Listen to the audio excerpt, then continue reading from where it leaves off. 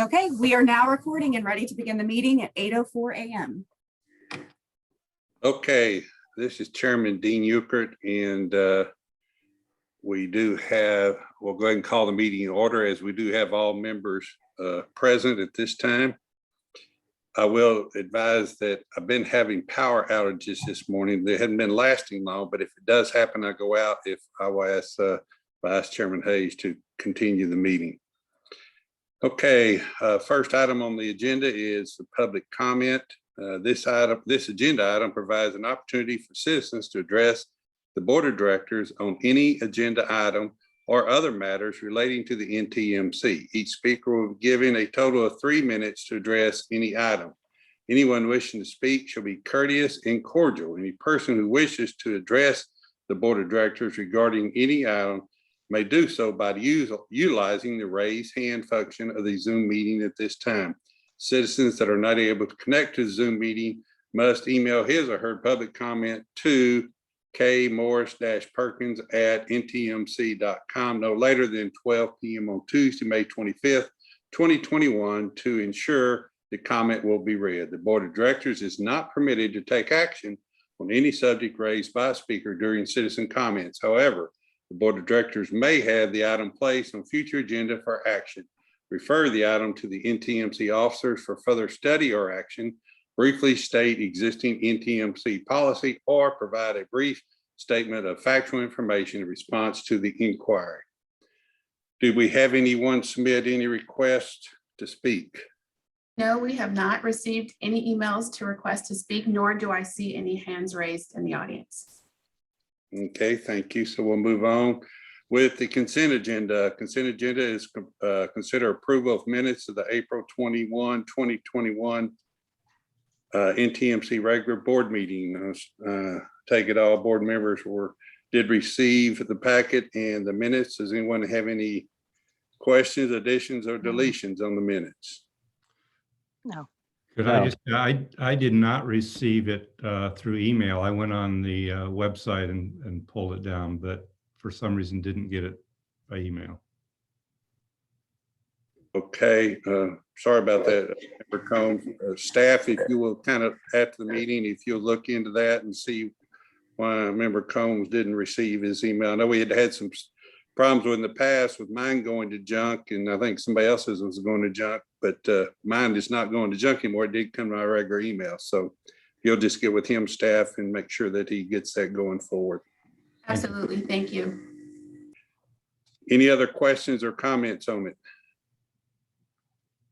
Entertain a motion. So moved. Second. Have a motion and a second. I'm not sure about who all was. We have a motion. and a Raven second. Suarez made the motion. And Sarah seconded. Thank you very much. We have a motion and a second. All in favor, please say aye. Aye. Aye. Aye. Opposed, please say no. Hearing none, motion passes unanimously. We'll move on to item number 2, which is informational reports.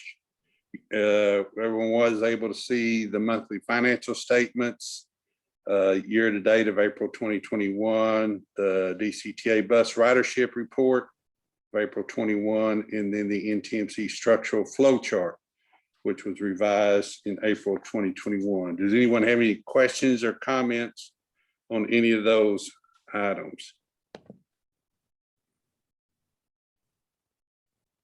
These are basically, my understanding, these are for informational purposes and they do not require any type of action on them unless there is some comments or concern about things that need to be changed.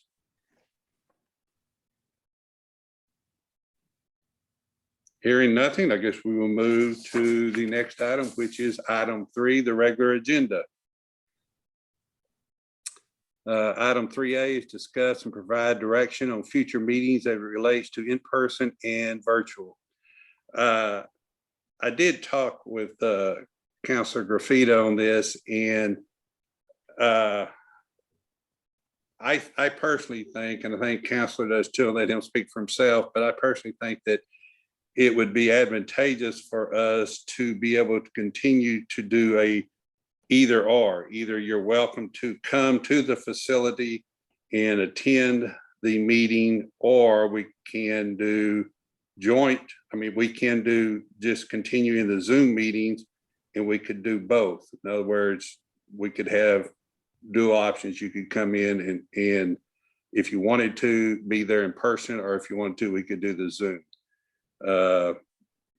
Counselor, is that your thought on that also? Yeah, and Chair, when we spoke last week, there was some discussions about how long, and I'll just share what our discussions were, how long, the governor will continue to suspend the Open Meetings Act. And as you know, that's the reason we've been meeting in this format, is because there's been a suspension of the Open Meetings Act. Meanwhile, throughout the legislative session, there were several bills. I think it got down to 2 bills that were going through that would allow these types of meetings to continue for municipalities and local governments. Unfortunately, those bills have, for the most part, died unless we can see some amendments here in the next week and a week. We're going to have to at some point go back to meeting in conformance with the Open Meetings Act. However, we do know that the governor's office has assured both Texas Municipal League, which we've been in contact with, there'll be ample opportunities, ample time or a warning, I should say, for us to go back to our meetings so they meet the requirements under the Open Meetings Act. So with that being said, if there's a hybrid form of meeting that we're interested in, there's no guarantee of how, it'll be 1 meeting, 2 meetings, 3 meetings. And I know there's some logistics behind that also that would have to be worked through. But in short, that is an option. Yes, and if I could chime in on that statement, Joe, relating to logistics, I can tell you from a logistics standpoint, holding a hybrid meeting with some people in person and some individuals remotely, it is quite difficult. DCTA is currently working to acquire some new technology for AV, so that way the audio and visual works better whenever it's in a hybrid mode. But as of right now, we do not have that technology available. So to ensure that our meetings do go smoothly, I would like to suggest we remain fully remote until either that technology is available or until the governor changes the executive order no longer allowing the remote meeting. And then once and under the Open Meetings Act, and once we go back to our regular. Lisa, where did you find that email with the DCTA packet? Which email? I'm sorry? I thought I was on mute. Okay. Okay, go ahead, Counselor. Once we do go back, or once the governor lifts the disaster declaration, we do go back to our regular meetings, or we go back to in-person meetings, there's still the ability under the law to have, if one board member cannot make that meeting, but it would require some, logistics and some new technology, I think, for DCTA, for NTMC to have, because under the current law, you'll still have to have a quorum present in the meeting location, and then you'll have to be able to see the person who's participating remotely. The public will have to be able to see them, as well as the NTMC board members will have to be able to see all of them. Okay, so with all that being said, it seems to me like we would continue on the Zoom meeting agenda as long as it is legally an option for the Open Meetings Act for us to proceed that way. And then if and when that does change, we will at that time decide how we can proceed from there, going either completely in person or a dual option, a hybrid type situation. Is that good with everyone? Yes, that's good for me, particularly since I have meetings that run right up against them. Exactly. And that was one of my main concerns. And I have a similar situation. So not quite as bad as yours, but I won't say Not. bad, not as quite as difficult as yours, but I understand that. So right now we'll I continue. also agree. I think it's more efficient this way. We put this on the DCTA agenda for the DCTA board to discuss, as well as we are seeing more city councils and public meetings happening in person. And we just want to make sure that we're having the same conversations with both boards. But I do believe that as long as the governor's given us the ability to meet in this forum, then we should take advantage of it. And I will also say that I will stay in regular contact with Joe to ensure that once the governor does announce that we're no longer allowed to do this, that we're able to plan accordingly. If it's decided 1 week prior to a board meeting already being posted, clearly from what Joe is saying, that the governor has said he'll give us ample time. So we would be able to have that meeting and maybe even post on the agenda to have this discussion again. That way we can talk through logistics. It does sound that there are some schedule conflicts for when we do move into in-person. So it might be advantageous for us to start exploring new times or days that may work better for the board members. So Chair, if it's okay with you, I would like to reach out to each board member and kind of explore times that are good and times that are bad, and then can come up with, do some type of a survey monkey or doodle poll to narrow down the options, if that's all right with you. I think that would be a good plan to start working on that now, so that when we do move into in-person, we already have a date and time identified. That's fine with me. Do we need to do any actual, take any action on this item, Counselor? No, Okay. just direction. Okay, unless someone else has any comments, we'll go ahead and move on with what we've stated so far. Does anybody else have any comments before we move on to item B? Okay, we'll go ahead and move to item B, and that's similar to what it's consider a resolution establishing times and locations for regular meetings of the North Texas Mobility Corporation Board of Directors. This kind of goes in, follows 3A, and basically what Christina just said. And the only thing that I say is the calendar that we have right now, I think we need to look at making some adjustments to it, in the fact that we had initially said that our meetings would be the fourth Thursday of each month. And when you go through there and look at the calendar, it jumps to one or two of them on the third meeting, and then two of them on the third Thursday instead of the fourth. And then it goes to where a couple of them are on the second Thursday of each month. I know that throws a monkey wrench into my scheduling. I think we all have our jobs that we have to attend to, and that throws a monkey wrench into my scheduling, and I think it probably does to some others. I think it would be beneficial for us to consider meeting the fourth Thursday of each month, as we had initially stated. And I know the only one that I really saw that might could be a problem was the fourth Thursday in November, which is I'm saying Thursday, and I apologize, it should be Wednesday. I apologize for everything I said about Thursday. It's the fourth Wednesday. Again, I apologize. I'm thinking about another meeting that I have on Thursdays, but this is the fourth Wednesday. And as I said, some of them jump to the third Wednesday and some of them on the second Wednesday. And I think it'd be better if we just stay on the fourth Wednesday. The only conflict I see there was in November, it's the day before Thanksgiving. That could be a conflict, or it could not. And I could see changing that one, but the others, so that everyone has the opportunity to work around their business schedule.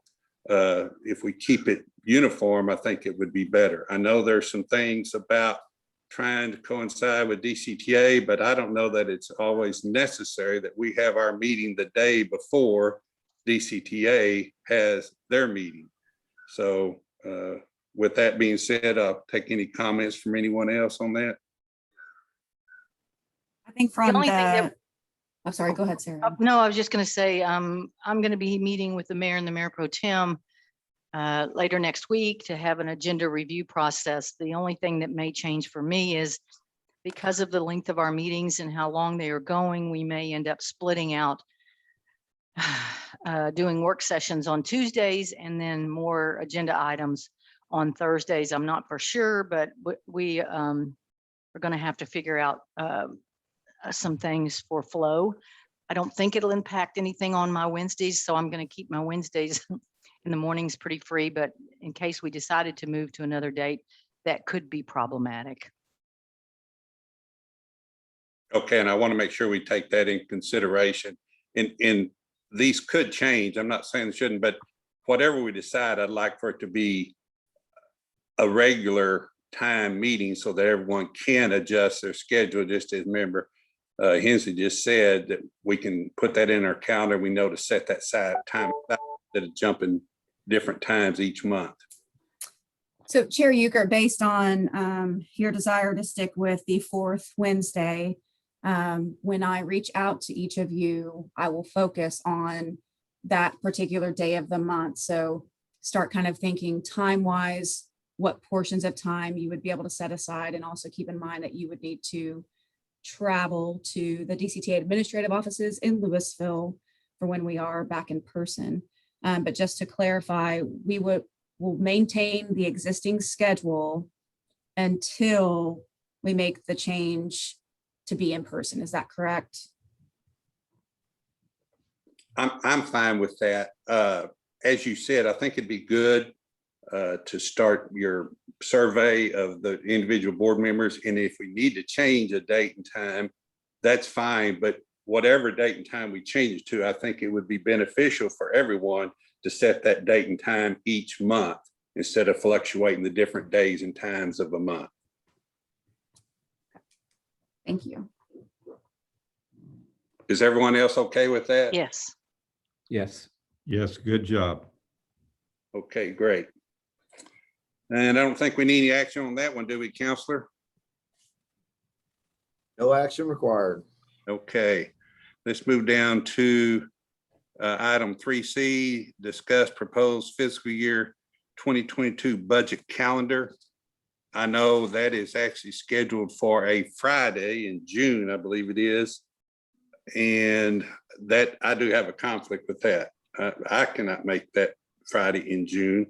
Chair, However, if I can interrupt you real quick, the NTMC budget workshop is scheduled at the regularly scheduled June board meeting on June 23rd. It's Wednesday, June 23rd is when we have the NTMC budget workshop scheduled.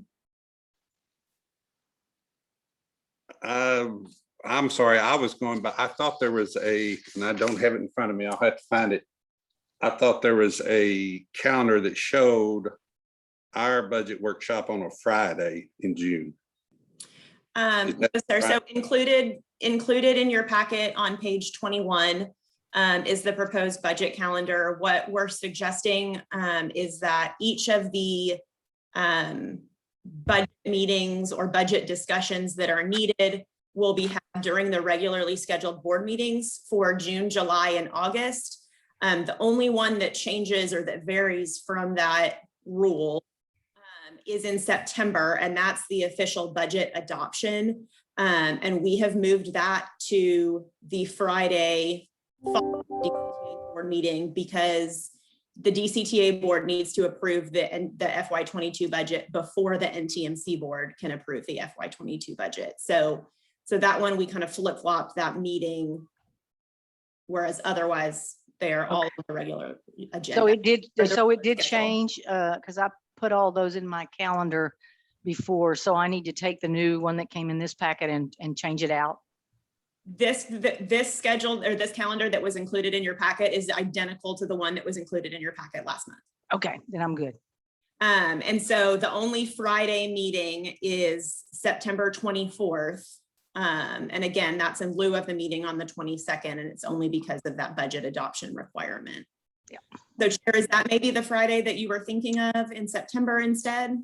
I think it was. I apologize. I've got it pulled up now. Yes, it was September. I apologize for saying June. It was September. That meeting I am not able to be attend. What we could do, the budget just has to be adopted prior to the end of September. So I have not talked with my colleagues about this, what I'm about to throw out, but if Wednesdays are typically better, could we not, Marissa, is there any schedule issue if we were to, instead of hold the NTMC board meeting on Friday, the 25th in September, to hold that particular meeting the following Wednesday on the 29th? It would not be the fourth Wednesday. It would be the fifth Wednesday. But that might work better with schedules. Marissa, would that cause any issues That'd be with fine. adoption? Okay. So Chair Ukert, if the Friday definitely does not work for you, and we could push it to the fifth Wednesday of September, which would be September 29th, and hold that, but hold the regular NTMC meeting with the NTMC board adoption on that agenda. And that I can make that work. However, I don't want to disrupt the entire board for that. Like I said, I cannot make the 24th, Friday, September the 24th. However, if the board would like to go ahead and meet that date, they can certainly meet without me and get the budget approved. Well, and again, that would be the budget approval as well as the regularly scheduled board meeting. And that would be Right. on the 15th? No, I was suggesting the 29th. Okay, It has to I can do that. occur, it has to occur after the DCTA board meeting where they adopt the budget, but before October 1. Okay, and we do it at the same time, 8 o'clock? Okay, Yes. I could do 8 to 9:30 On the 29th, you're on the saying? 29th. Yes, I could. Works for me. Good. Okay, Okay, sounds good. so we Excellent. Thank you very will, much. we will update this budget calendar and plan to have the September NTMC board meeting on Wednesday, September 29th in lieu of the previously proposed date. Thank you all for the Oh, thank discussion and you. dialogue on that. Perfect. Thank you. I apologize for having to change that, but there was something I had planned that I can't change. So, No worries. Thank you. okay, Thank you. we'll move on to the next I sent you item, one more too. which is item 3B. This is probably the big one here, is discuss and consider amendments to the North Texas Mobility Corporation bylaws. Councilor Graffito, I'll let you get started with that. I know you did send out some red line changes that we need to discuss, and I'm sure others have other things we'd like to discuss also. Well, if you recall, we made amendments to the bylaws last year, and at that time, the DCTA decided to hold off on taking any action on those bylaws, just to discuss the future of NTMC as it relates to the bus services. So those are still included in the ones that I sent you. I just figured we'd just keep a running draft of all the amendments. But beginning on section 206, where it's Article 2, 206, regular meetings, there was a suggestion that we just remove the requirement of having a resolution that designates the times and places of our meetings. I think that was the recommendation of both some staff members and board members. So I did line that out. We can discuss whether you want that in there or not. I know it was starting to get a little tricky at the very beginning when we started NTMC because we were changing the dates and times, and it wasn't in conformance with the resolution that we had in place. But I will leave that to your discussion on whether or not you want to keep a resolution or we don't have a resolution and just have a set time in place. I think the proposal to strike resolution of is fine. Okay. Any other comments on that? Everybody okay with that? I have no objections to it. I agree. I think I it makes agree. I think it makes sense. Then moving over to Article 3 under the officers, we had a discussion in the past to essentially, we have a president and a vice president as far as officers. As we know, the officers are essentially DCTA staff. That's the way that NTMC was set up. So the discussion was to remove the vice president and have a president and a secretary. So what I did was, in short, move the basically the secretary would be the backup in the event of the actually the secretary has the duties of the vice president, which is the backup of the president. So if we go look at 301, that's removing the vice president. So I guess we'll start with that discussion. Do you want to remove the officer's position of vice president? And I guess kind of explain, if we do that, what would be the pros and cons of doing that? I'm going to turn to NTMC officers to discuss that, because I'm not certain how you all divide up the duties of NTMC. So if that is something that's going to be a burden on you or not. So I guess we could start there. Okay. Yeah, so based on previous discussion with, I think it was with chair and vice chair of NTMC board, and then with the NTMC officers, how this discussion truly came about, just to give some background, is when our secretary position was vacant for quite some time after the passing of Brandy Patron. We needed to fill that secretary position, but when it comes to involvement of NTMC, it's truly, from a DCTA staff perspective, is Nicole Rucker, Marissa Perry, and myself. So between the three of us, we truly feel that only the three of us need to be officers. Having some of the roles of the vice president is very important, because we need to have a backup for signing contracts in the event that the president is not available, and then having someone available to run the meetings in the event that the president is not available. So initially we thought, well, we just don't need a secretary. According to, I think it's our certificate of formation, or perhaps I think it's the certificate of formation, a secretary is required. So to keep just the three of us involved with NTMC board, the proposal came to eliminate the vice president position. And at the last meeting, you made Nicole Rucker the president. Marissa Perry stayed as the treasurer. And then we made, you voted to place me into the secretary role. So per Joe's proposed edits in the bylaws, having me be named as secretary and eliminating the vice president position, he's taken some of those duties that the vice president does, which is mainly run as backup as the president, and place them under the secretary role.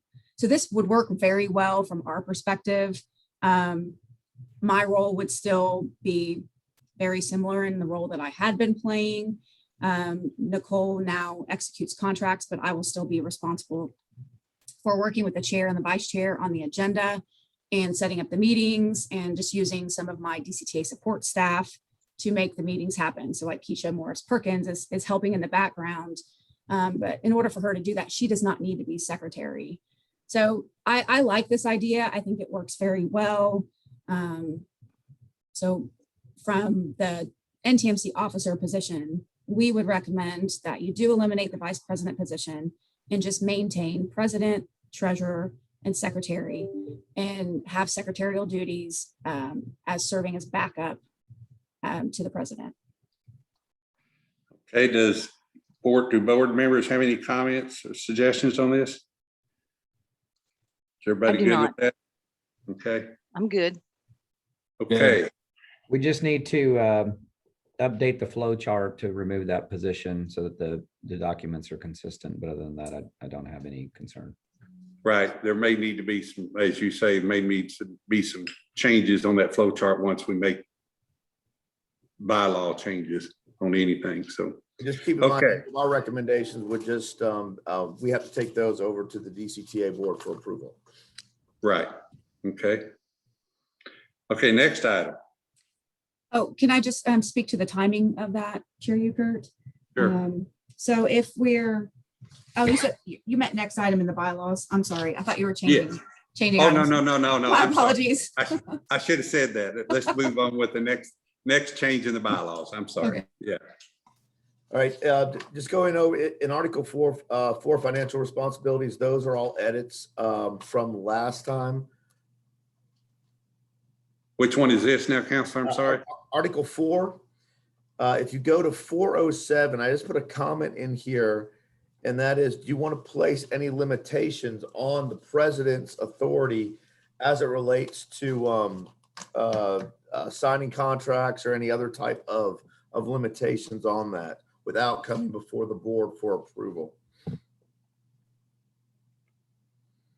This is actually, I'm sorry, this is 4.07 is budget approval, but we could also have that discussion as far as if you want to place any limitations on signature authority for the president. Okay. And Go ahead. I will say on 407, this is specifically related to transfers of funds where there is not an increase in the overall budget. It's just shifting budget, already approved budgeted funds from one line to the other. So, and I understand that, so that would not be from one department to another. It would simply be a line item within the same department. The way this is written, it could theoretically be from one NTMC department to another, or within a department, as long as the overall NTMC budget stays the same. This is saying that the president can shift funds accordingly. Well, I've in the past, the boards I've been on and councils and stuff, when we do this, if you move from one department to another, it does require at least approval of the board. If it's within the same department and it's line item, it's okay. But if you're changing from one department to another, it's an interest. But I'm open what the rest of the board thinks on this. I think that's how this reads, Dean. It says the board Yeah. has the authority to shift operation and maintenance funds from one line item of the budget to another without the approval of the authority. You're right. Yeah. You're right. It does say if authorized by the board. You're right. I apologize. But within So this, yeah, but also within this discussion, do you want to have any discussions as far as limiting the spending authority on the president? But that's not what 407 is, right? 407 is just authority to move funds from one. Correct. Okay. So let's just do that one first. Okay. And I'm fine with that as long as it is. So it would need to be, my understanding is correct, the way this we're putting this, it would need to be brought to the board for approval by the board before the president had the authority to do that. That is correct. As it is written right now. Okay. Let me ask this, would it be beneficial for us to put the president or general manager, or would that not be a good idea? I know the general manager is a contract employee or contracted person right now, but I didn't know if like. Yeah, in my opinion, with the general manager being a contractual person, I would not recommend putting the general manager, giving that authority to the general manager. I guess it'd be different if they were NTMC staff, but they're not. Okay.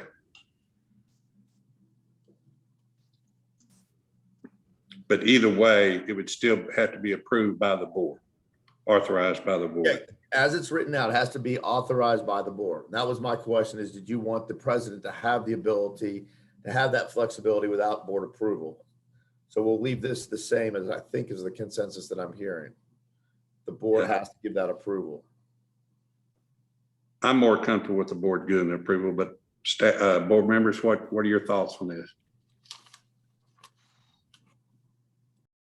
I agree. Should be the board. Agreed. Okay. Yeah. Sherry, you okay? All right. I'm okay with that. Let Okay. me That's your director there, let me ask Council? the president and the officers if they feel that there's any concern. I don't have concern, but I just want to make sure operationally it doesn't, that we don't run into a situation where the general manager or the president need to execute something, just to move money from one account to the other to keep the operation going.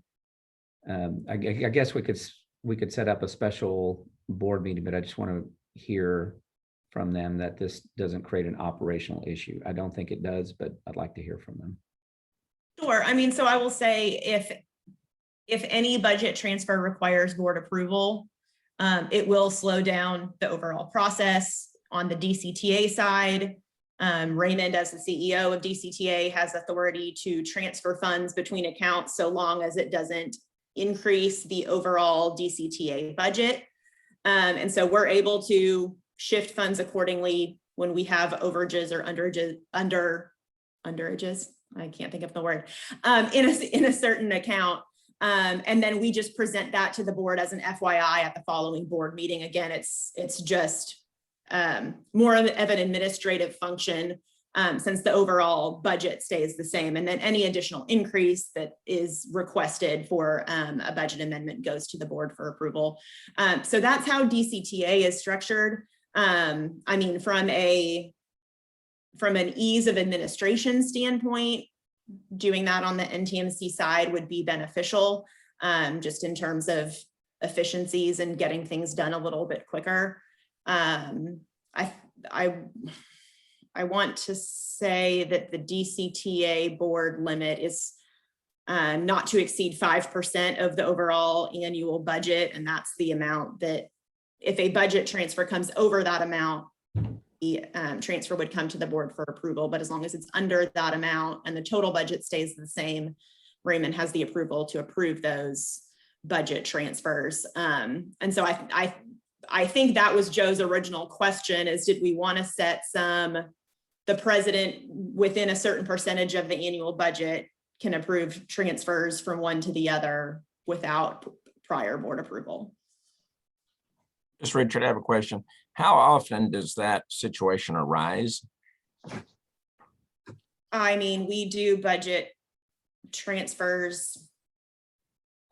I don't have specifically NTMCs separate from DCTAs, but we do them almost monthly on the DCTA side, at least. So could you provide us with details of those and when those transactions have actually happened and what you had to do? Sure. Okay, yeah, I would like to see that before I would go to where there's not board approval.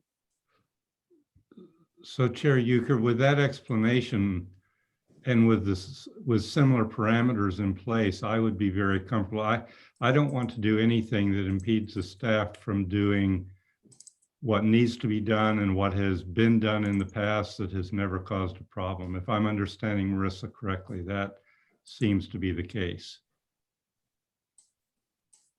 I don't think anyone wants to impede the progress of the No. of the staff on anything, Member Combs, but I'm not comfortable with doing that until I see some type of a description of what exactly the problems that it might incur. And I haven't seen any of that before. I would also like to add that I would rather be more conservative with this board and have that control in place until there's comfort level. We can always throttle it one way or the other. But because these are amendments to the bylaws, they tend to be more long lasting. Hopefully we're not revising the bylaws too often. So I think it's worth the conversation. I believe there's another portion later that we'll get to about giving the president authority up to a certain dollar amount. I don't think that that's being stricken. So I just wanted to make sure that the board was comfortable with bringing any operational budget transfers between one department to the other, that we really do want to address that on a monthly basis, as opposed to giving some flexibility to board member or to the officers so that they can execute day-to-day business. Anyone else got any comments on this?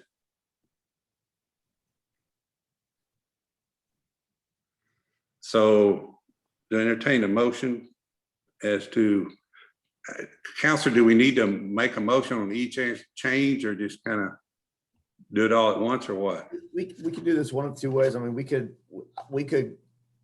is your goal to go ahead and get this knocked out today and then move it forward to the DCTA board? Or do you want me to bring it back with the changes we discussed today for one last look before we move it forward to the DCTA board?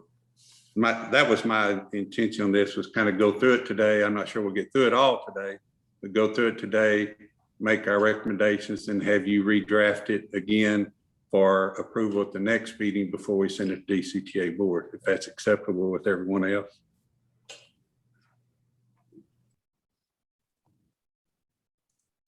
Okay, so do you have direction on that? Sounded like we had consensus there to leave it with the approval of the board. Those are the notes I have. Okay. Okay, I want to back up and just as for my clarification, you did send this red line order. Whenever you have any red line stuff, do we need to go over each one of those? I know there's some of them that seem very immaterial. For example, 1.07. And I believe, Mr. Chairman, those are the ones that we approved last, let me check.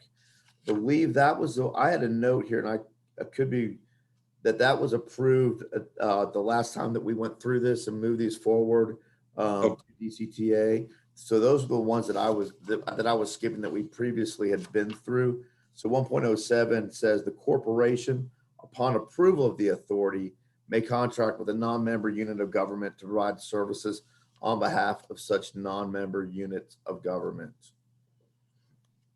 Okay. Okay, then I guess, Counselor, is there another item that you want to go over, and then we'll have board comments on the items they might want to look at? Yeah, if we want to, this should be an easy one. If we want to skip to not skip, but move forward to 6.01. We have we added the general manager. As remember, the general manager is a contractor, but the general manager shall report directly to the chair of the board. Right, and I'm good with that. Board members, your comments on that? I think it's the way it should be. Thank you. This is Sarah. I'm good with it. Okay. Instead of everybody having to say they're good with, if you got, we'll just say if you have a different opinion or something else, just speak up on it. Otherwise, we'll just continue to move forward for the sake of time. Thank y'all. Okay, Counselor, next. 601C.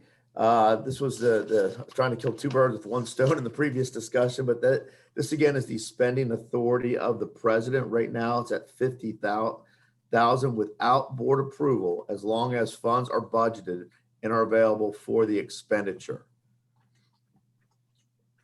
So those funds, and I'll call on Marissa on this one. So if it's less than 50,000, if it's 30,000, the president has the authority, as long as those funds are specifically budgeted for that line item, if you will. That is how it currently reads. Yes, sir. And that is how we have been operating up until recently, when the board recommended that we bring all contracts to the board for approval. My belief is if it's a contract, the board ought to know about it in advance. So I don't know how we accomplish that.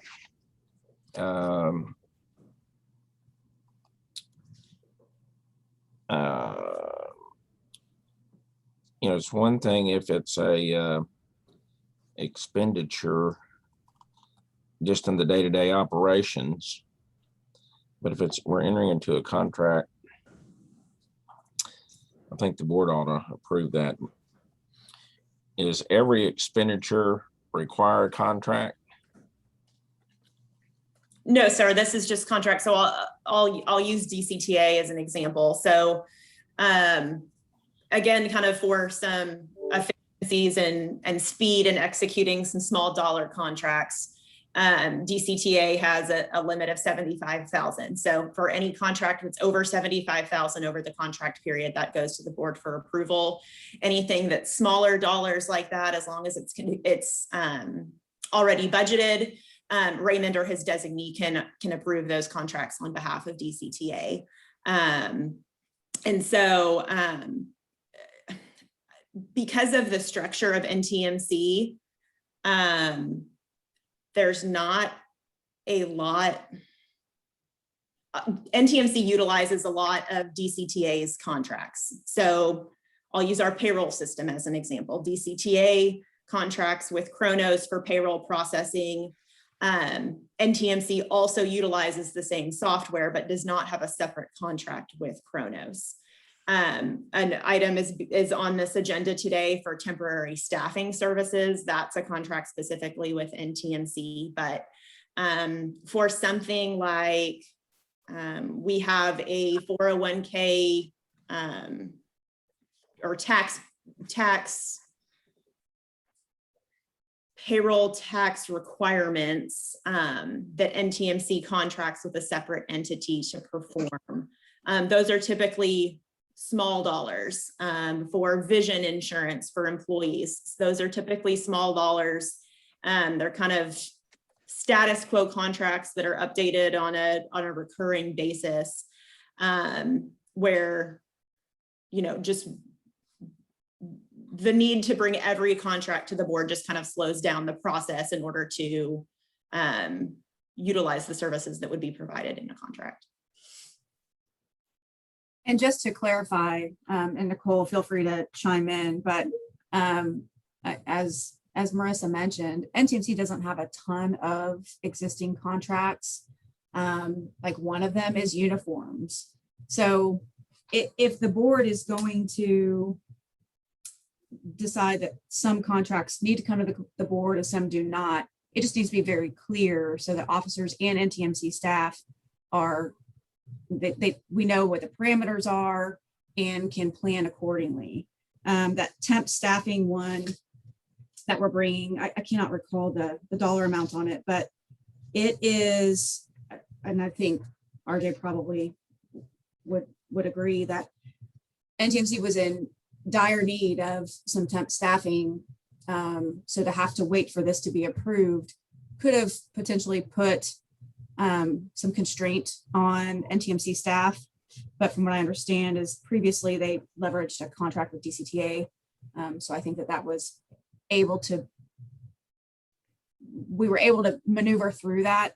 But if there are other things that do come up, then, and the NTMC board is going to require that all contracts come, then NTMC staff is just going to have to plan accordingly and make sure that they're bringing all contracts to the board prior to executing.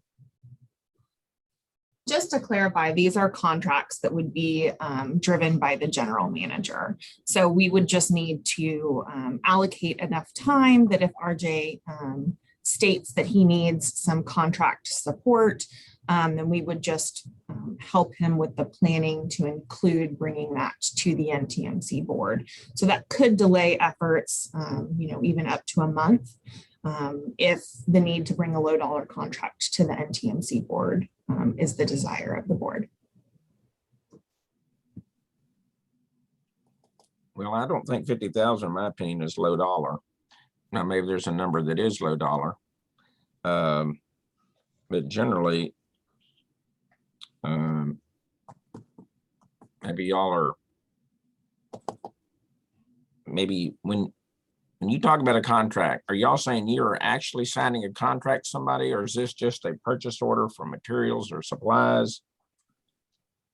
I guess on the personnel example that just gave, you were signing a contract with the temp agency to provide workers over what period of time and what dollar amount. This is why I was asking earlier, how often does these budget transfers happen? I don't have a sense for how regular this happens, if it's happening every month or it's once or twice a year.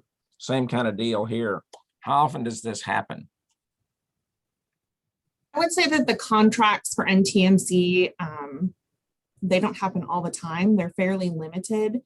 Since NTMC's responsibility is labor, they would be any contracts related to labor. So benefits, staffing, like temporary staffing, uniforms, anything related to NTMC's responsibility.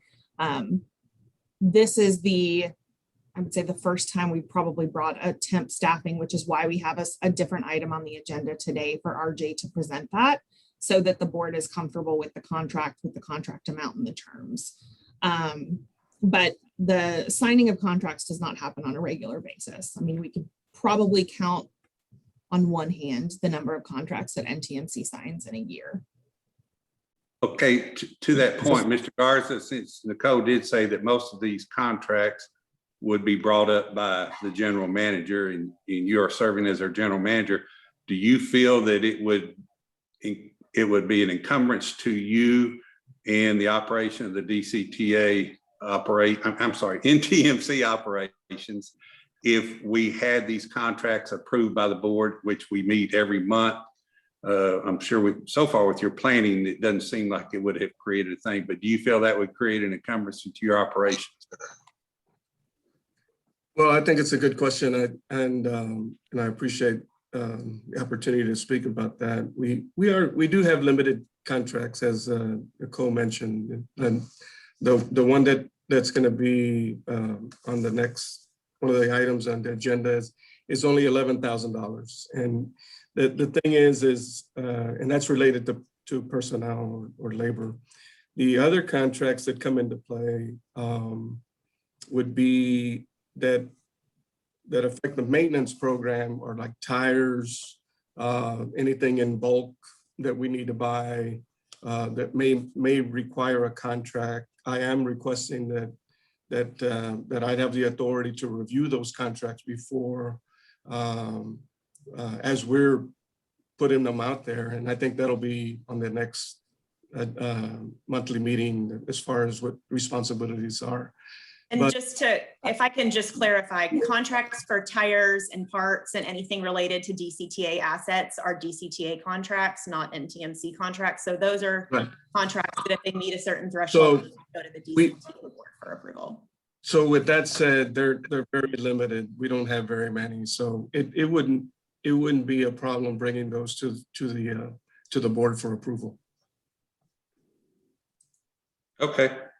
I see no reason, this is Board Member Suarez, I see no reason to not bring contracts to the board. It's just going to require proper planning by the general manager. If we run into a situation where there's an emergency need, then we can always hold a special board meeting if necessary to address it. Okay, any other? I guess this has to be written maybe in 2 sentences or at least 2 clauses. One dealing with expenditures and purchases not to exceed whatever the dollar sum we agree upon. And then the other is board approval for the contracts. So Joe, when you're tweaking that language, and as far as the dollar amount, guys, how often do we do expenditures that would give me some feel for dollar ranges when y'all are doing things right now? I mean, how often is it, say, 25,000 or 50,000? Give us a sense for how often those expenditures are being, I'm taking it this as expenditures that are outside the budget, because if it's already in the budget, we're. Yeah. All expenditures are within the budget, but I would like to reiterate what Marissa stated earlier. The majority of expenditures that NTMC has, they are expenditures through DCTA procurement and from the DCTA budget. The only thing that is in the NTMC budget is relating to labor. So currently, just off the top of my head, think about contracts. There's the contract with the union, contract with HTG, Contracts for benefits, and then medical, dental, vision, retirement, all of those things. right. And then this contract with Cornerstone that is on the next agenda item. That's it. Tires, even the uniforms, all of that is DCTA. So essentially NTMC may process expenditures, but DCTA pays the bill. So those items should not have to come to the NTMC board. I could see, I think from my mind, to address the concerns of the NTMC board, it would be any contracts, not expenditures, but any contracts that NTMC would need to execute would need to come to the NTMC board for approval prior to execution. I think that would, and not even have a dollar amount in there. Again, contracts that NTMC is actually going to sign are very minimal. So if we need to bring them to the board, as board member Suarez mentioned earlier, then the GM plans accordingly to get them on the board agenda. If it's something that is an emergency, then we ask the chair to call a special call board meeting to cover a particular item. So I think if you just leave it focused on contracts, all expenditures NTMC has, other than labor, are not NTMC budget. They're not NTMC contracts. It's all DCTA, if that makes sense. Okay, so I'm hearing that it would be acceptable to remove the dollar amount and just say all contracts need to come to the board for approval before execution. I think that can work. Is that acceptable with everyone? It is, and that Yes. resolves my concern about the contradiction between this one and the earlier item that we discussed. So it makes it very clean, and it's a more conservative approach, which I think everybody on the board would feel more comfortable with. So I'm good for it. Good to move forward. Member Hayes, does that work for you, sir? Yes, sir. Okay, great. Chair Euchert, before you go on to the next item, I apologize, but can we please go back to the previous one, 6.01A? Just a couple things. If you read that paragraph, it talks about the president is responsible for hiring and terminating the employees of the corporation. I don't think that's, I think initially when NTMC was set up, that was the intent, that the president would oversee the general manager and then therefore delegate that responsibility to the general manager. But now that we've changed the general manager reporting directly to the chair of the board, that paragraph needs some work. It's not accurate, nor is it relevant any longer. I'm not sure how to change it, so I don't have any recommended edits, but I think that that's something that Joe needs to work on. Go ahead, Joe. I agree on that. That was one of the things I was going to bring up was I don't think the president hires and fires the NTMC employees. Probably the general manager does that.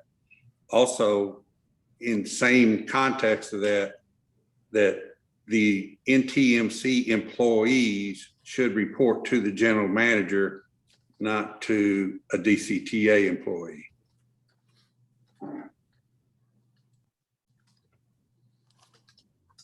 I'm just making notes. And that's along what you were talking about, Christine, I think, same thing. Yes, sir. And then I do notice also, Joe, just a little formatting. That's paragraph A. The next paragraph is C. So we need to fix the numbering or the lettering. This is just a draft. Right. There may be several.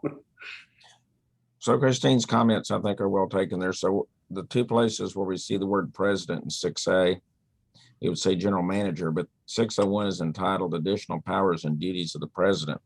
So maybe we need to have a subsection on general manager. And one thing for the board to think about with, again, the general manager is right now is contracted. And I think the way this originally probably was going to be written was there were going to be, possibly be more employees. So we just need to make sure that we, meaning the board, are working with the general manager so that the general manager, and this is just, we have an excellent general manager now, but does not take any actions that would create a liability for the board. In other words, there's some oversight with that general manager. So could it be worded such that it would say the president or whomever the board delegates, or the board's designee? If you leave it general, then clearly in this current scenario, the board is delegating that authority to the contracted general manager. But- So if you ultimately leave it in the board's hand, but then for them to choose a designee to make those decisions, I just don't know if there would So be. why does this create a problem? Because I believe that it's contracted or not. I believe even in the old structure with First Transit, they had a subcorp with, and DCTA had a separate contract with the general manager and assistant general manager. They provided day-to-day direction, hiring, firing. I don't see why that would change any liability or risk on behalf of the court, that it becomes the general manager that's responsible for it. Under us, under 6.01A, I think the best way to handle this, in my opinion, is just, this is not really the right place for it, as stated previously under duties of the president. And Right. the number of employees are so small right now that the board can be responsible for the hiring and terminating of the employees of the corporation. And we can just keep it simple without having to get too bogged down into the logistics of. Maybe Article 6 then is just called duties of the general manager. Yes. And then whatever authority we're going to give the president, We'll put that get back. that back to the earlier paragraph under the under officers, Article 3, Section 3.02, powers and duties of the president. I think that's more appropriate. I would agree with that suggestion.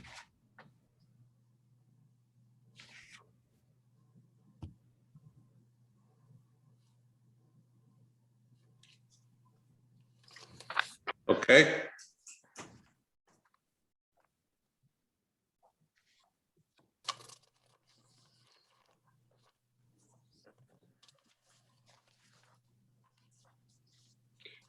I don't Next- know if there's any next. other ones that the board wants to discuss.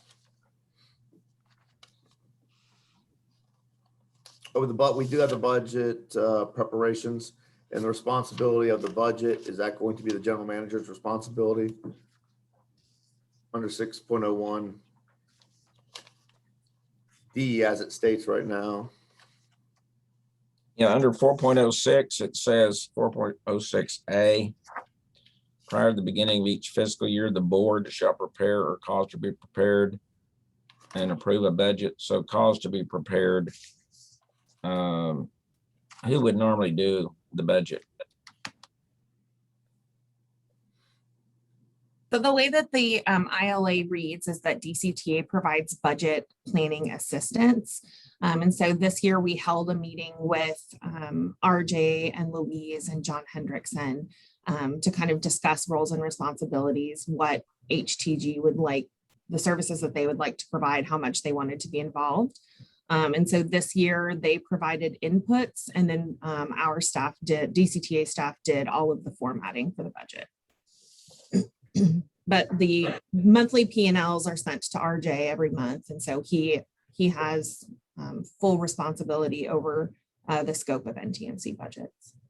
And maintaining that budget, right? Tracking and maintaining. And adhering to it, yeah. And then any transfers that he would make within NTMC budgets, those would be at the request of RJ. And DCTA staff would just help facilitate that. Okay, so probably under 4.06 budget, annual budget A, it could just stay, the board shall prepare or cause to be prepared, because that's really sounds like that's kind of happening by DCTA. And just remove D under 6.01. Correct.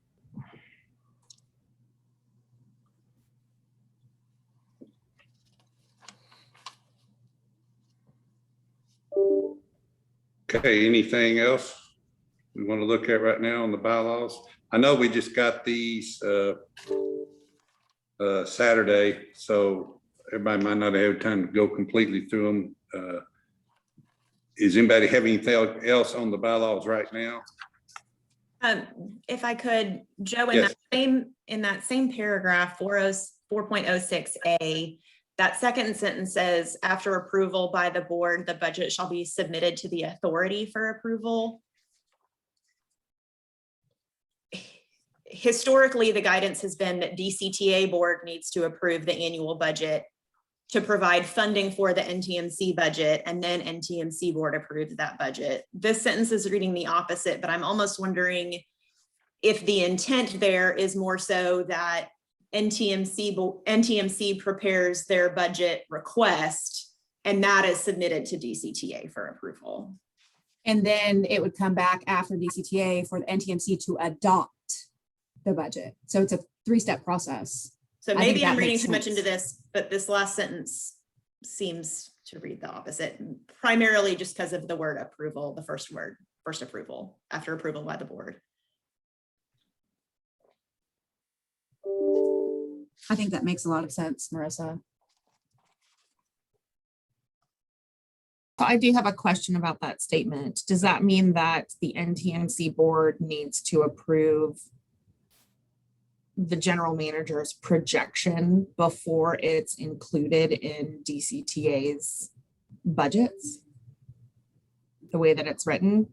Because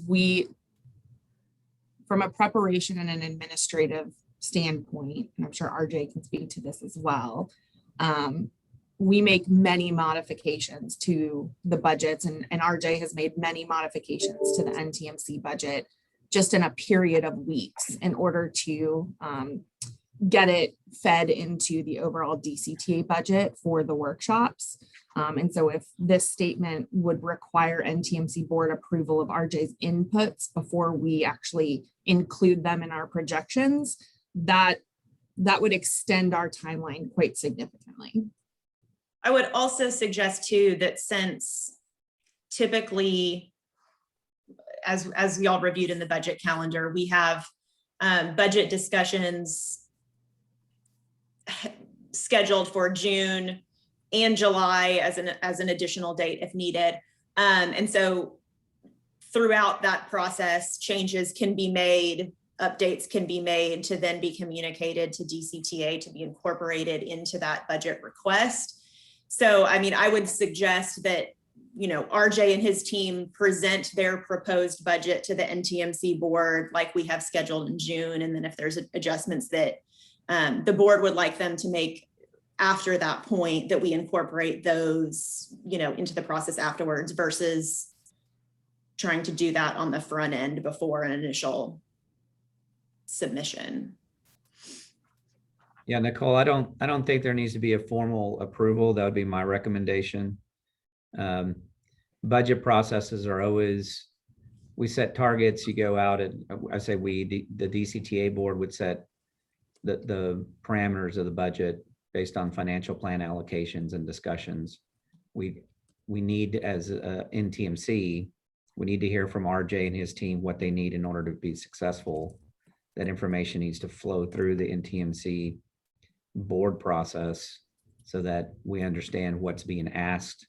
And then that, to Marissa's point, that gets contemplated and discussed, and we try to weave that into what financial allocations we have available.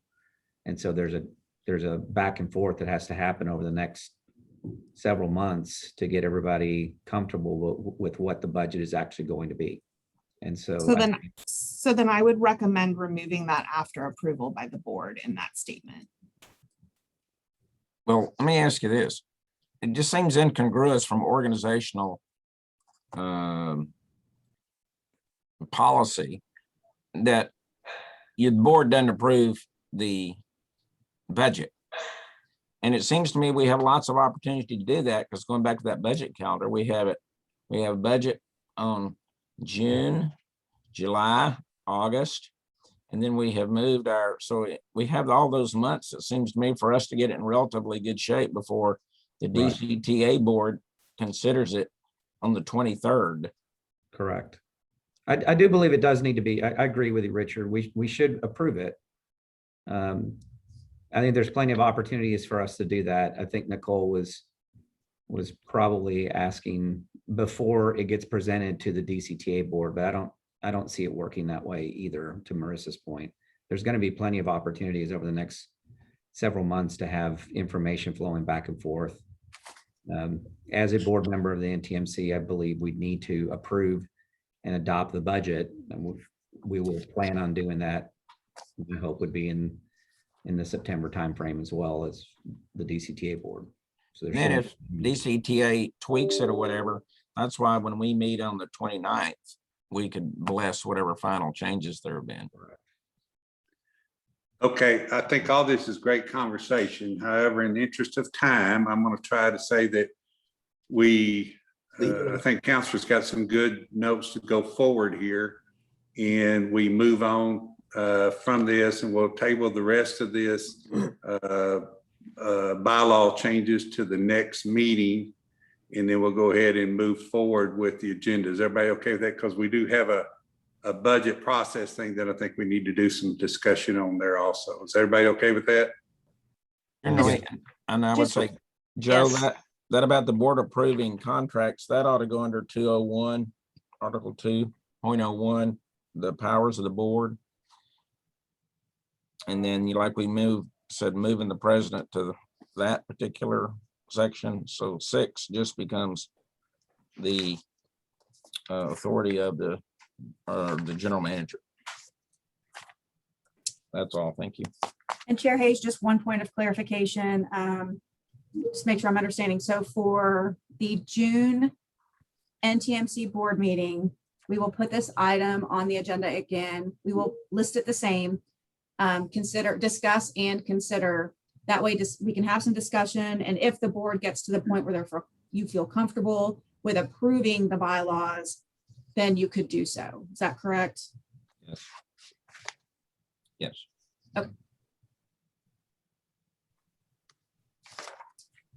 Okay.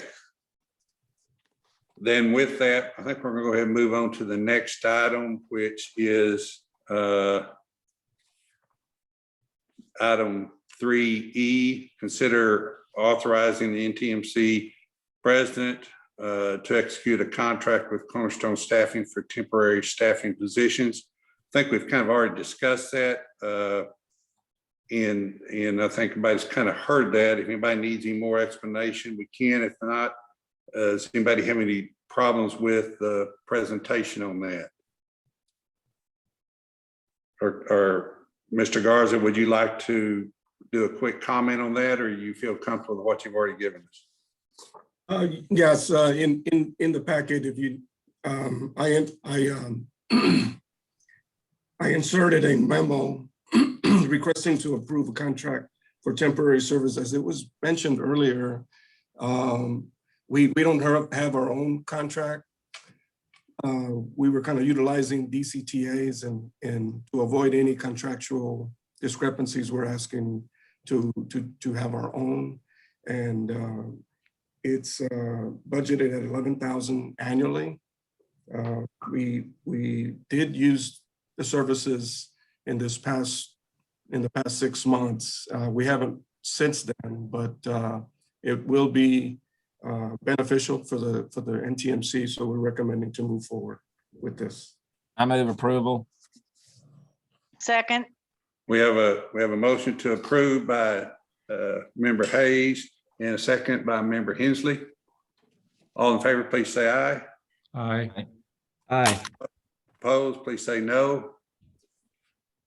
Motion passes unanimously. Thank you, Mr. Garza. Okay, what I'm going to do now is I'm going to actually skip down to, and I apologize, Mr. Garza, before we do your monthly update, because I want to get this in. I want to do item 3G is discuss fiscal year NTMC budget preparation progress in Denton County projects. Mr. Garza, I know we're going to do this. However, my thought on this is I would like to see DCTA, I would like for DCTA to give us a desire or proposal for the services they want NTMC to provide. In other words, they need to give us an outline. Okay, here's the direction we're moving. Here's the services we want you to look at providing for the next year. That, and the reason I'm saying that is because that's what we're doing our budget for, is for the next year. And I understand it can be changes, things are moving and it can change, but I would like to see a direct request from them for the services that we provide before we attempt to design a budget. Simply because I don't see how we can design a budget based on what we think they might want until we know what DCTA wants. Then we design our budget based on recommendations from the GM and from DCTA officers on how we need to accomplish those services and what we need to plan for and budget for. So that's kind of my thought on that. If anybody else has any other thoughts on that. Chair, if I may, we provided that information to RJ on April 16th, and that is what he devised his inputs on. We can certainly send that as a follow-up to the board after today's meeting if you would like. Now, when you said you provided that, is that direction from DCTA board? Is that official direction from DCTA board, or is that from DCTA staff members? It is from DCTA staff, but it aligns with the board, with the DCTA board's vision. Okay, what I would like for us to do is DCTA is meeting tomorrow. They could give us official board direction as to the services they want to provide and approve what DCTA staff is recommending. Well, that won't happen tomorrow because it's not on the agenda, but if you want that, we'll have to put that on the agenda for June board meeting. But Nicole, theoretically, when the DCTA board approved the VIA proposal, that then impacted the level of service that DCTA would be requesting from NTMC, which is to your point that what DCTA staff submitted to RJ aligns with what the board has estimated for FY22 based on current service levels, less the amount that will go to VIA is what remains for NTMC provided service. That is correct. And the assumptions that DCTA sent to RJ, that is all based on prior board approval of the GO Zone service.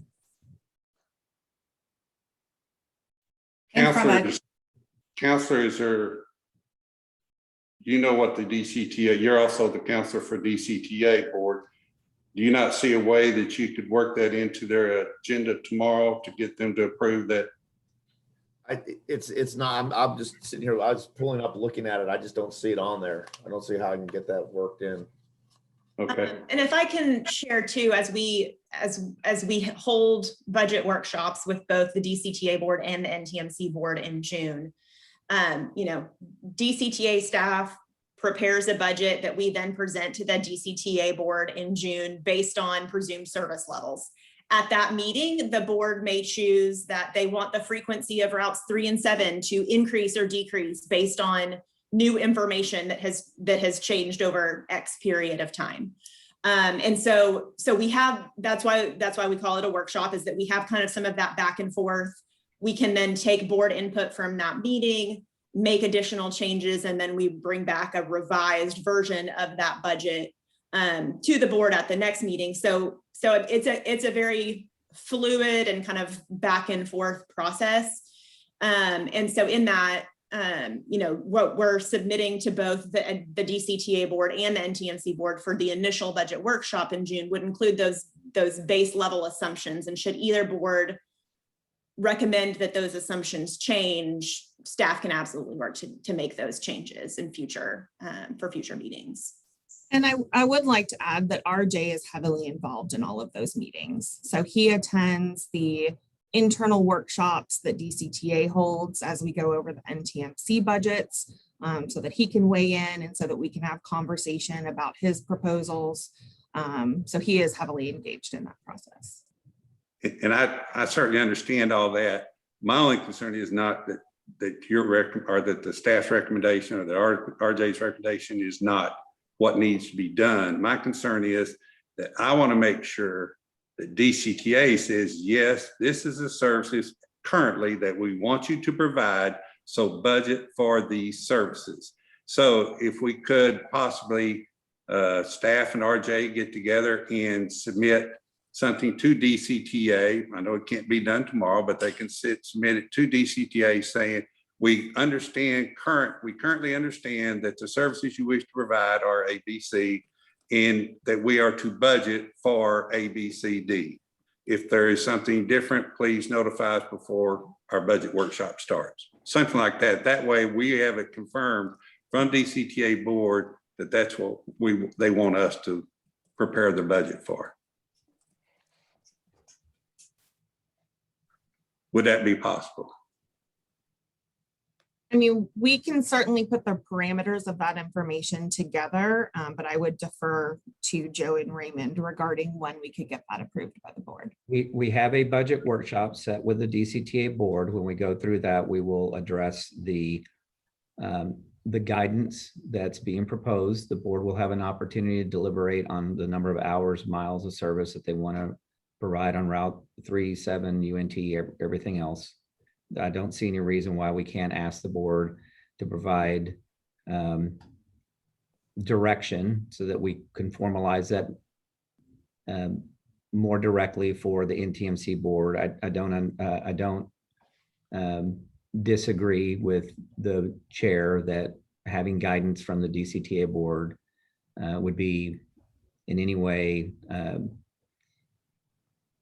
an issue. So, but the timing of it is that it's fluid, as the staff has mentioned. Both sides are in the process of building the budget. They're working collaboratively to do so. It is an iterative process, so I don't see an issue with getting a more formal direction from the DCTA board, if that's the desire of this board. And let me just add too that we're using the parameters that were provided, and there's a lot of work that was done, and together with the DCTA staff, as mentioned earlier, I understand what Chair, what you're requesting is specific direction from the DCTA board, not necessarily staff. We're using the assumptions that were given and that were provided to us. And so there are quite a few routes that are going to be eliminated, and all the budget is based on those assumptions. So we're comfortable. There are some things that are still pending. For instance, the Monsignor King service, that's still pending. Direction from DCTA board. So I think that's going to be addressed pretty soon, hopefully. But I agree that we should have, NTMC board should have that officially from DCTA side. That way we're just creating the budget based on the services that they're requiring. Exactly. And that's exactly what I'm trying to say. Probably not doing a very good job of it, but I want to make sure that all the work that y'all are doing reflects what they want. And so they see what you've done, what you prepared for us to look at as for a budget, and that they sign off on that and say, yep, that's what we want. Then that takes the burden off of everybody except the DCTA board. We can add an approval item at the budget workshop meeting to be held with the DCTA board in June to request their approval of service levels that DCTA is requesting to be provided by NTMC. And because that particular meeting is being held on June 17th, then we would be able to add that item to share with the NTMC board at the June NTMC meeting. So that the timing could work out pretty well. Sounds good. Excellent. Anyone else got any questions or comments on that? But good. Okay, so everybody good with the budget process on item 3G? Okay, then we'll go back to item 3F, General Manager's report, monthly update, please, sir, Mr. Garza. And before you do, I just want to thank Member Hensley again for your time. And we know you're going to have to be leaving, but we certainly appreciate your time and your input, ma'am. No, thank you. I'll be able to stick around just a few more minutes, but I do appreciate you adjusting it so I can be here for the majority of the meeting. And if I don't get a chance to, please have a safe and wonderful holiday weekend. Thank you, ma'am. Okay, Mr. Garza. Okay, thank you, Chair Euchre. Basically, I just have a brief, I'm gonna make my brief monthly update. I did do some observations on routes 3 and 7, and I'll do a little bit formal presentation on that item later on in the agenda. I do want to just mention that we are working with DCTA staff on having a lot of discussions on the reopening of the lobby in DDTC, the terminal. So right now we're looking at June 7th, and we're suggesting like a kind of a soft opening, not opening it like previously. Just kind of have it open from a certain hour to a certain hour, close it so we can have it clean, sanitized, whatnot, and then reopen it for the public. And while it's closed, we'll continue to have it. If somebody needs a ticket, they'll be able to walk in and get tickets and things like that. So those types of things and signages we're working on with DCTA to help us with those items that we will need to get that started. But we are making an effort to get that going. As far as the TMS service, the last day was Friday, May 14th. We were able to successfully complete that, and I'm very proud of the team. I know it takes a lot because we've just, sometimes we're short-staffed, and that's just like an added service or an event that we try to accomplish, and we were able to do that successfully. So I just want to thank all the staff for that. Also, basically the other functions or another focus that recently was completed was the CBA signature. It's now been signed, and the next process is that it also calls for a 401k plan for the employees as far as the operators. So we're working on developing that plan, putting a plan together, and we'll be putting, bringing that to the board for approval, hopefully by next month. Okay.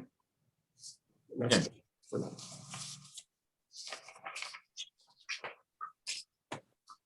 Is that all you had, Mr. Garza? Yes, that's all I have for now. Does anyone have any questions from Mr. Garza?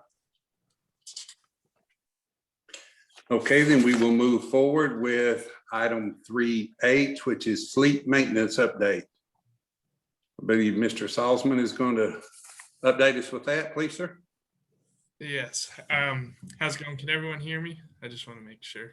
Yes, sir. Okay, awesome. First off, I want to say, thank you for having me on this call. It's been fun listening, and I appreciate everything that goes on in these meetings and everything that you guys do. I'm James Salzman. The people in the shop and here at NTMC call me Jimmy.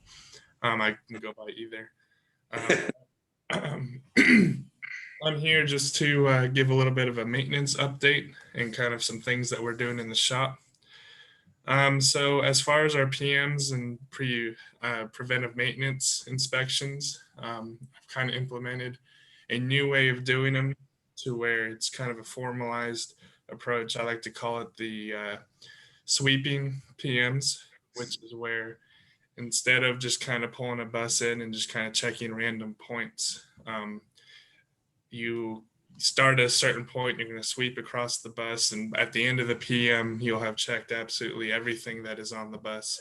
And there's a process to that we do on every PM now. So that is something that we're doing. We're also doing something called function checks, which we try and do 2 a month on every unit, on every bus. And that's where we just kind of pull it in and do a function check, make sure everything's working, make sure everything's operating as it should, to try and decrease road calls, and make it so that the next PM there's not going to be a whole bunch of things that we find that need to be fixed on it. So we try and do function checks twice a month on every unit, plus the PMs that come up every couple months. And so we're looking over the vehicles more, finding more things that could cause problems. And in turn, doing that is helping us decrease the road call numbers. So I just have a few numbers for our spring bid, our spring service in 2019. There's a total of 101 road calls. For 2021 during our spring service, minus the road calls we had to go out to help with the tire chains during the snowstorm, we only had 78 total road calls. And also a lot of those were less major road calls. They didn't have to be swapped out. We were able to fix them on the road. So that's definitely an improvement. And then as well, so far on our summer bid in 2019, at this point, we had 38 road calls. And as of right now in 2021, we've only had 12 road calls. So that's kind of just an update as far as shop procedures. We just try and fix everything and try and check everything over to where we are obviously decreasing the road calls. We don't want to stop the service because of something wrong with the bus. And that's our goal, is to make sure that stops happening. And I believe that we have a great team of mechanics we're all learning together, and we're getting better. There's obviously still room for improvement, but I feel like we're on the right track and heading the right direction. So that's kind of all I really had. Just kind of a quick update. So, anyone have any questions? Anyone have any questions, Mr. Southern? Well, Yeah. I have a comment. So Jimmy, pun intended, the word on the street is that you're doing a great job. When I've been out in the shop, I can see the difference that's being made. You've been a great addition to the NTMC, and the service that you're providing, your team's providing, has been excellent. So we appreciate it very, very much on behalf of DCTA. Thank you. Well, thank you. I appreciate that. Anyone else have any comments or questions for Mr. Salzman? I hope I'm pronouncing that correctly, sir. Is it Salzman? Yes, sir. That's correct. Okay, great. Well, again, as Member Suarez said, I want to thank you on behalf of the board and all the residents of the Denton County that you're providing services for. We thank you very much. You are doing a tremendous job, and I know it's not always easy, especially when you're dealing with public who seems to get frustrated very easily over minor things. But we appreciate you keeping everything running and doing the good job that you're doing. Appreciate your leadership, sir. Thank you. I appreciate you. Thank you, Jimmy. I appreciate you taking the time, and I know this is your first meeting, and you did a great job. So thank you. I did, Chair Euchert, I kind of skipped an item while I was doing my monthly meeting, and I wanted to give Ms. Louise, who's AGM, an opportunity to kind of discuss the ticket sales, and I didn't mean to skip you, Louise. It wasn't intentional, but anyway, if you don't mind, if she could go ahead and brief the board on ticket sales. I know Mr. Hayes had wanted that item on the agenda previously, so. Louise, if you're on.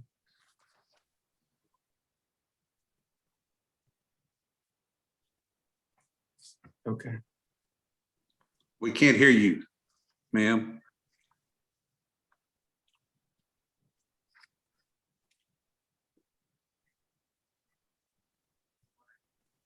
Well, maybe something came up, but basically the ticket sales item is included in the packet. It gives you a brief outline of how many calls we received, incoming, outgoing, how many tickets were sold for that month. It has increased. If you take a look at the amount of calls coming in, all those calls have increased from 1 month to the next, almost 50% because of the TMS services that we were doing. But prior to that, we didn't have that many calls. We had maybe an average of maybe 2,500 calls, but it was increased at that time. So it's going to be going down.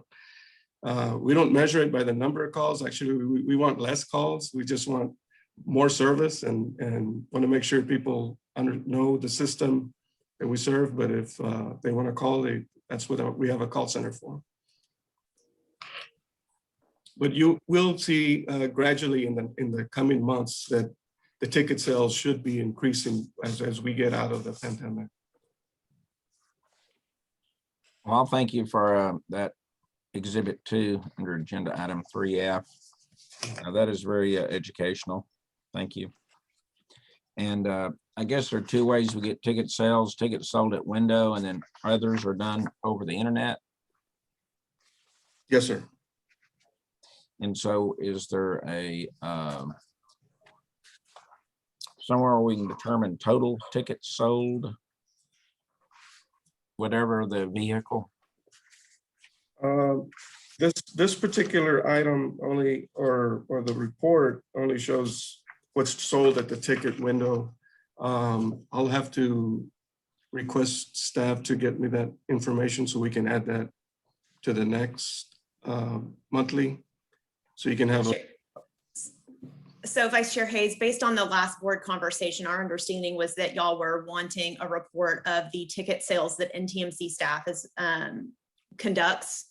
If you're looking for total DCTA passenger revenues, that includes ticket sales from the customer service window, ticket vending machines along the rail platforms, as well as online sales and GoPass, DCTA's mobile application as well. And those fares would include fares much like these for both rail and bus service. We don't have a specific bus only fare or bus ticket. Christina, you're muted if you're talking to us, sorry.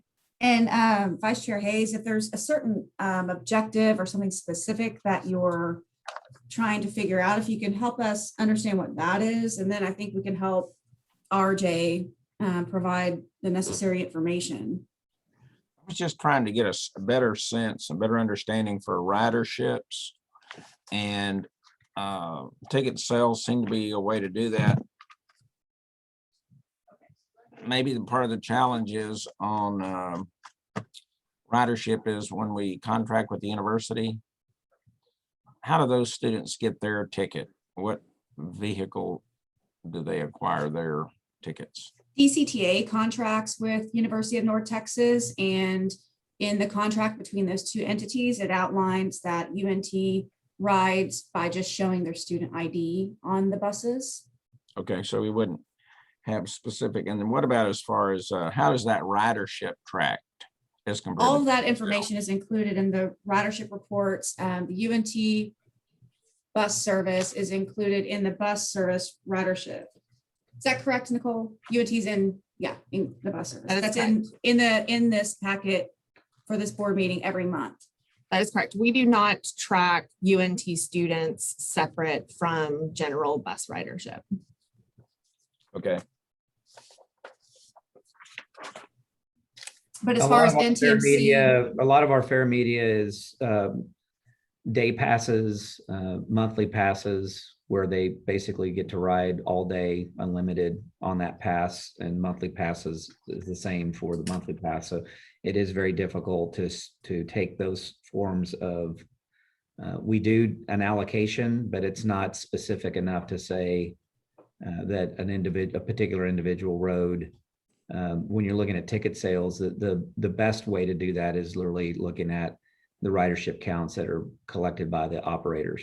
Whether you're using an electronic fare box or they're using a manual method, the only difference is that the operator will key in the number of people on an automatic fare box. We don't have those So we rely on the operators to keep track of how many people are getting on at a particular location.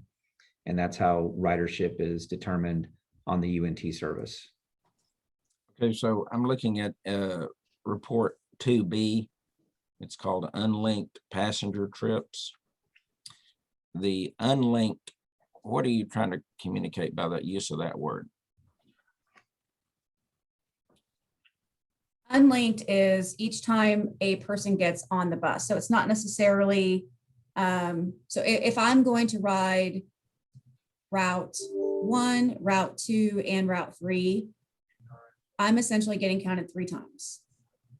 Okay. So we're not tracking, we're not able to, DCTA is not able to track Beginning passenger. point, ending point. Correct. All right. Right. And most authorities don't have the ability to do that unless they have a very sophisticated electronic fare media to keep track of the identification of that linked passenger. And then on the back to the exhibit 3F and 2, is there, getting back to your question, Christine, what information is, do y'all get a monthly, I guess, revenue received for your ticket sales and your contract from UNT? So UNT pays for their services. They also pay an annual Connect access fee. So it's one flat rate to provide their students with access to our Connect bus service with the use of their ID. And that payment is made to DCTA. NTMC is not Correct. involved in that transaction at all. Correct. Other than carrying the passengers on the buses. All right, so what, then in regards to all the different ways that we sell tickets, platform, customer service window, do we have what the revenue on a monthly basis is for We what we included- sell as compared to what DCTA sells? We do not track DCTA's revenue based on origin of sale and report that to the board. No, we include all DCTA passenger revenue and contract service revenue in DCTA's monthly financial statement. So that's included in DCTA's monthly board packet. But we don't currently report based on origin of sale. But do we have a number though for what NTMC originates? Well, what RJ has provided is the sales from the customer service window. We would also have fare box sales in addition to those other sources. Okay, understand that, but do we get a dollar amount? Like this month we sold $5,000 or $10,000 or whatever it may be. RJ would have access to the dollars associated with that. It looks like he included the tickets sold, but yes, I would think, RJ, that report could be amended to include the dollar value as well. Yeah, we'll include that for the next month, and I'll kind of backtrack it so you can see the previous months. Thank you so much. Mhm. I did want to just add that I did speak with Louise. She was having technical issues, so I just wanted to mention that. And lastly, I kind of skipped the staffing roster report, and then what we did was just we added the organizational chart, if you would, and in the corner it indicates the positions that are currently vacant. There was one vacancy was skipped, which was the safety and training coordinator. We're looking to fill that position as well. Instead of 8 operators, we lost an operator yesterday, so we now have 9 operator vacancies. And then on top of that, we're looking to reclass one of the positions to a lead custodian position. Now that the lobby is going to be opening, we just kind of make sure that everything is well maintained as far as facilities. With that said, if anybody has any questions, there's some positions that we may not fill because of service reductions. that are that are proposed in the budget. So even though we have positions available, we may not fill those at this time. So. RJ, thank you for that information. I think it's important that the board continue to track vacancies. Vacancies increase over time. They put more demand on the operators that we have. It can also lead into folks doing call outs because there's a lot of extra work on individuals. I think it's important to also hear how the recruiting classes are going. We absolutely need to be focused on ensuring that we have a workforce that is minimizing the number of vacancies. I know that's a challenge in this business, and that's why it's important that this board supports you in that endeavor. I appreciate that, and we are making every effort to fill positions that we, like dispatchers right now, we need to fill those right away as a lead dispatcher as well.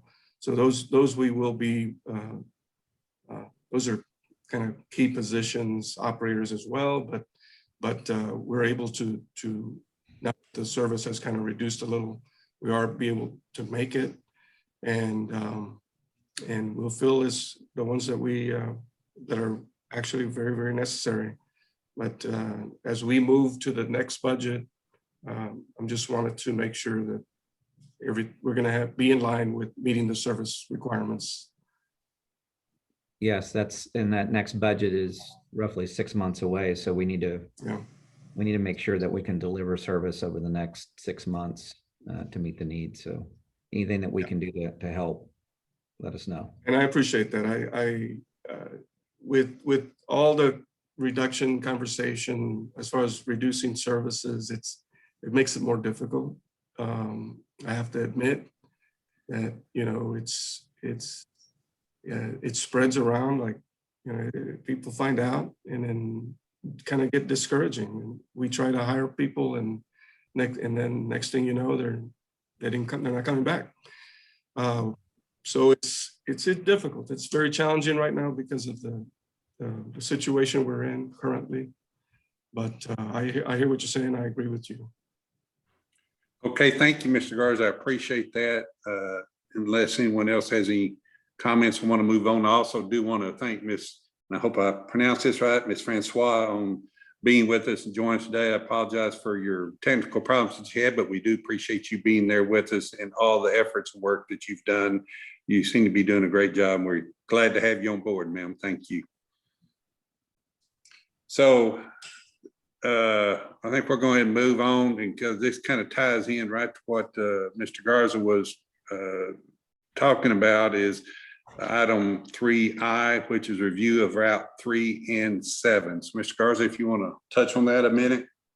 Just very briefly, I did want to mention that, you know, I did take an opportunity to go out on and observe Route 3 and Route 7. Route 7 is our number 1 route. Right now, it's ranked number 1. Although route number 3 is kind of ranked, I believe, like 5. I'm sorry, rank 4 of the Denton routes. So as you can see from what I included in the packet, on Route 3, you see a 33.6% reduction from the previous year, and that's primarily because of the COVID pandemic, and then also to add to Route 3, there's a lot of construction going on throughout the city, and it does affect service as well. As far as the bus stops, you know, it makes it a little bit more difficult for people to understand where to stand and to get on the bus and things like that. So there's a lot of construction.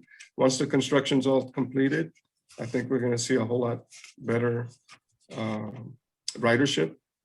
And Route 7, there was a 38.6% reduction from FY19 to FY20.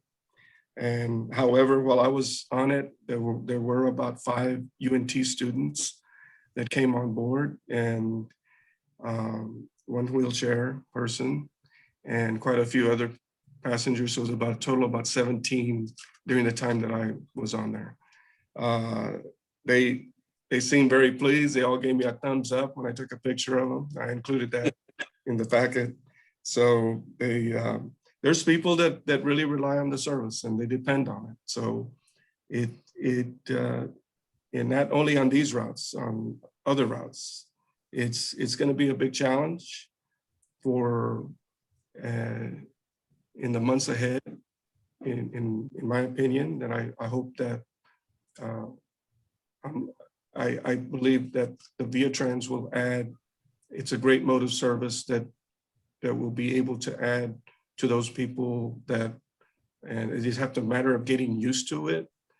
But at the same time, there will be a little confusion going on with the elimination of routes and things like that with those folks.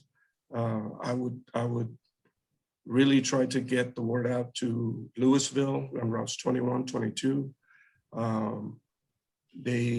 A lot of those particular routes service the train. So there's a lot of folks that are business people that are using those services to get on the train and get off and do their business. So it's going to be very important to communicate that very effectively with all of, not just Denton, but Louisville as well, and everyone. So basically that concludes my report. I'd like to have Route 7 a little shortened up if possible in the future, if we were to keep it, to make it more frequency. It's, like I said, it's ranked #1. It's been very effective, but that's a decision of DCTA. And I understand that and I hear that, yet if I do, would ask you that if you do have some recommendations on that as far as changing the route or something to make it more efficient and more desirable for the public and for the operation of the bus routes, if you just make those suggestions to DCTA, and I think we'd be glad to back you up on that. Okay, we'll go ahead and move on to 3J, which is NTMC Staff Spotlight. Once again, Mr. Garza. Yes, in your packet, I would want to do a special recognition to one of our top mechanics. He's been with us for several years, since July of 2004. He's Mr. Jason. I have problems pronouncing his last name, if excuse me. Hausen Fluck. I call him Jason. So Jason's been a great, outstanding. He's very dedicated to the system. He's, you can turn to him and ask him for assistance on a certain issue, and he'll drop what he's doing and help you. He's had that work ethic, and I believe Jimmy can also add to that, and Miss Francois, if she can log in. Jimmy, would you like to say some things? Yeah, yeah. So Jason is my mechanic who does opening in Denton. He does opening and goes through the day shift, and he's one that I can count on. You can assign him tasks and he'll get them done. He likes to help other employees. He's very knowledgeable, as well as he's always willing to help if we have to have a shift that needs to be covered, or anything of that sorts. He's just someone that we can really depend on. And he's part of, like I said earlier, he's part of our team. And like I said, I believe everyone on our team is great, and we're heading in the right direction. But yeah, Jason is very dependable and a very good mechanic. So. Louise, are you able to? I'm not sure if you can hear me. Can you hear me? Yes, yes. Okay. And I apologize. I was having technical difficulties. And to the board, I thank you so much for having me here. And I agree with RJ and James said that Jason is very reliable. He's the go-to person. Early in the morning, he's the same when he's there at 4 o'clock in the morning to the end of his shift. He's very dependable, and I appreciate him so much. And that is it. Thank you.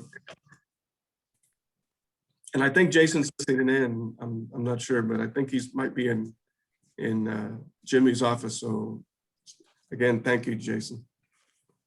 Absolutely, Jason. Thank you. Would you like to say anything, Jason, if you're available? If you're not, I certainly understand, or if you prefer not to, understand that also. He is here. Thank y'all.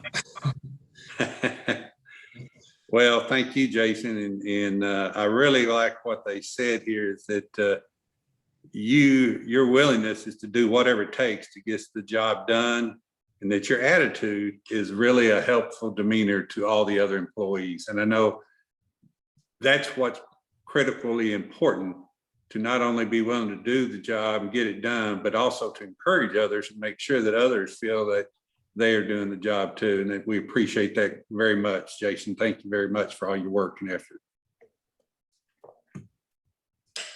Very much. Okay, with that, we will move on to the next item, which is discuss the DCTA updates. NTMC officers and staff will provide the board with a status update on the following. Nicole, I'm going to turn this over to you, I believe, ma'am. Yes, thank you. So I wanted to provide the NTMC board with a brief update on both the proposed Go Zone service as well as our exploration, DCTA's exploration with Trinity Metro for bus operations and maintenance services. So as you'll recall, for Go Zone, the DCTA board approved the proposed service at the April 2021 board meeting, which was held in early April. And so we kicked off a public involvement process starting on April 19th, and that runs through June 25th. And so DCTA staff has been busy presenting all over Denton County, specifically the 3 member cities, but in some instances outside of the member cities. They have also scheduled a multitude of virtual town halls, and we've been working with RJ and Louise, and we have scheduled 3 NTMC town halls as well, just to make sure that NTM staff is up to date on the service delivery. As I mentioned, that public involvement process concludes on June 25th. And then we will take all of the public comment, make any modifications to the service plan. And then we are on schedule to take that final recommendation, as well as the entire public involvement recap report and the Title VI analysis, to the DCTA board at the July 22nd meeting for approval. If the DCTA board approves the service plan, then we will move forward into a scheduled launch on September 7th. As far as the exploration with Trinity Metro for a partnership for bus operations and maintenance, the DCTA board instructed staff to go the interlocal agreement route. And so staff has been working collectively with Trinity Metro leadership to get a draft ILA put together to present to the DCTA and the Trinity Metro boards. And so once we have a date for that, we'll certainly provide an update to the NTMC board. And that concludes my report, but I'm happy to answer any questions. Thank you, Nicole. Does anyone have any questions of Nicole? Okay, thank you very much, Nicole. Must have been a great report. Nobody had any questions. Thank you, ma'am. Okay, that brings us to item number 4. Convene executive session. The board may convene a regular meeting or close the executive session for the following. The board reserves the right to go into closed executive session at any time during the meeting pursuant to Texas Government Code 551.0712 to seek confidential legal advice from the corporation's attorney regarding any agenda item listed herein. I don't believe we have any items to go into executive session. Does anyone have anything at this time for executive session?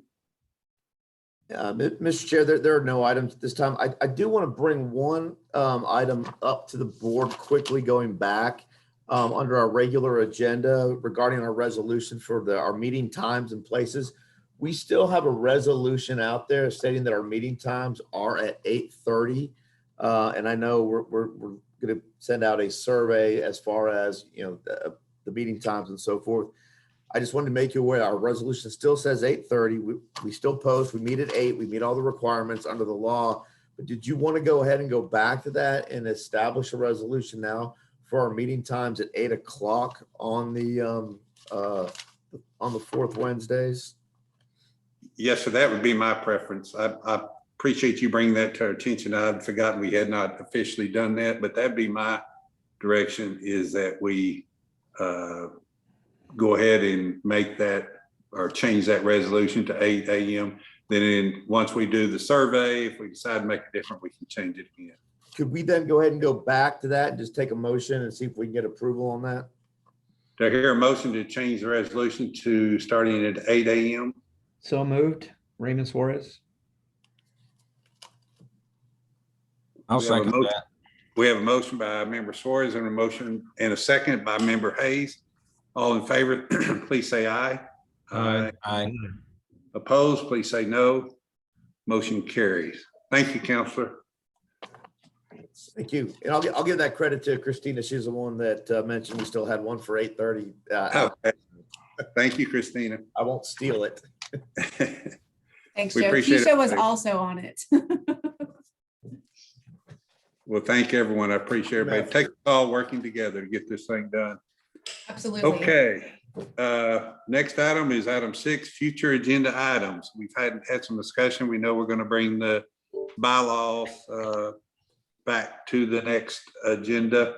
And then also we talked about we know we're going to be doing budget workshops, and I think Christina had had an item where we could work it out with DCTA to get a little formal direction. And that is nothing against the people, RJ and the staff, DCTA members that have been working on this. I just want to make sure that DCTA sees and aware of what you're doing. They sign off on it and then they give it to us. That way we can say we did our due diligence. So. And then Any- for some other items, since the budget calendar, since we discussed that and changed that one date, we will send that out later today. I think DCTA staff has already updated that. So either Keisha or myself will send that out to the board today. Dawn, we will follow up with you later today to find out why you did not get the email that was sent previously. And I have on here that we will need to update the NTMC meeting calendar as well to demonstrate that September change. We will also, we'll wait for the bylaws. Yeah, and we'll add the bylaws, as you mentioned, to the next meeting, as well as hopefully a formal confirmation from the DCTA board as it relates to the budget. Were there any additional items that needed to be added? I don't hear any, so I guess we'll be okay. And I want to thank staff for somehow, I don't know what you did, but the miracle of fixing where my stuff doesn't go to my junk anymore. It comes straight to my email box. So we got that problem resolved, and I'm sure y'all will get Mr. Combs' problem resolved also.